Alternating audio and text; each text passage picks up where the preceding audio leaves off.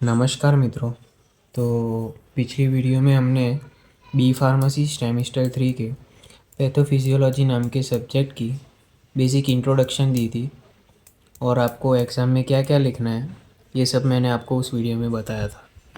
तो आज हम उसकी पहली यूनिट जिसका नाम है सेल इंजरी और इन्फ्लामेशन उसको स्टार्ट करने वाले हैं। तो स्टार्ट करने से पहले हम उसमें कौन कौन से टॉपिक पढ़ेंगे वो देख लेते हैं। तो सबसे पहले कि इंटरनल और एक्सटर्नल दोनों चेंजेस के कारण अगर हमारी सेल डैमेज हो रही है और नॉर्मल बॉडी फंक्शंस है हमारे, जैसे कि ब्रीथिंग है, आई मूवमेंट्स है, स्वेटिंग है, ये सब बिगड़ रहा है तो उसको हम सेल इंजरी बोलेंगे।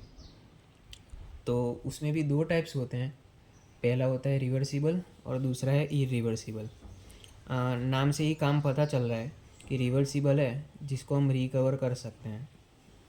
अगर हमारी कोई सेल डैमेज हुई है उसको रिकवर करना पॉसिबल है। फिर हमारा है इरिवर्सिबल, मतलब उसको रिवर्स नहीं कर सकते, मतलब सेल डेथ हो जाती है इन शॉर्ट। तो उनमें भी दो दो टाइप्स होते हैं, दो टाइप की मैकेनिज़्म होती है, एक नेक्रोसिस होता है और दूसरा एपोप्टोसिस। होती तो दोनों में सेल डेथ ही है, बस मैकेनिज़्म अलग अलग है। फिर उसके बाद ये पढ़ लिया, उसके बाद हम पढ़ेंगे फैक्टर्स अफेक्टिंग सेल इंजरी, मतलब हमारी सेल इंजरी जो हुई है उसको कौन कौन से फैक्टर अफेक्ट कर रहे हैं वो हम सारे इसमें पढ़ेंगे। एग्जाम्पल के तौर पे लिया है लैक ऑफ न्यूट्रिशन, पोषण की कमी, लैक ऑफ ऑक्सीजन, मतलब ऑक्सीजन की कमी के कारण सेल इंजरी हो रही है।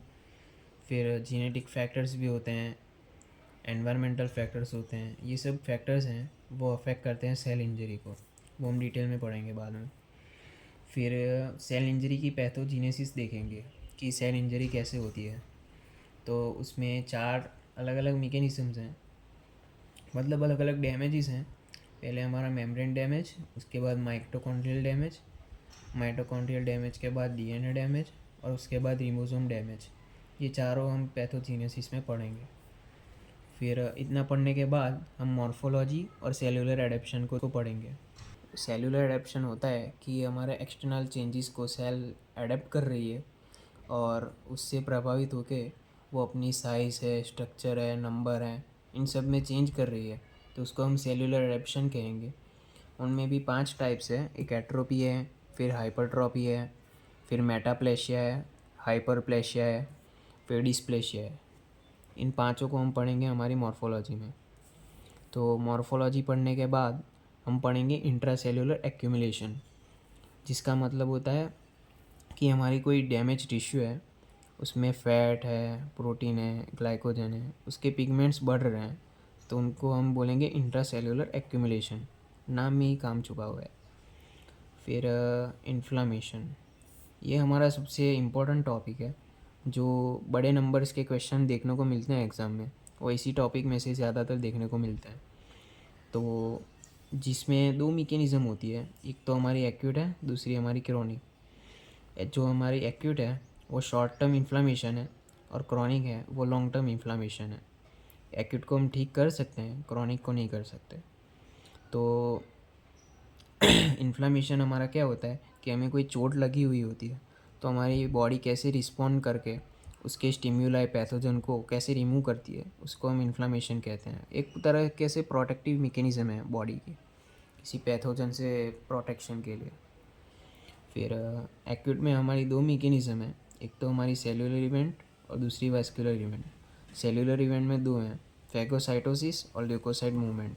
ये दोनों इंपॉर्टेंट है, तो 10 मार्क में भी देखने को मिल सकता है, 8 मार्क में भी देखने को मिल सकता है और 5 मार्क में भी देखने को मिल सकता है।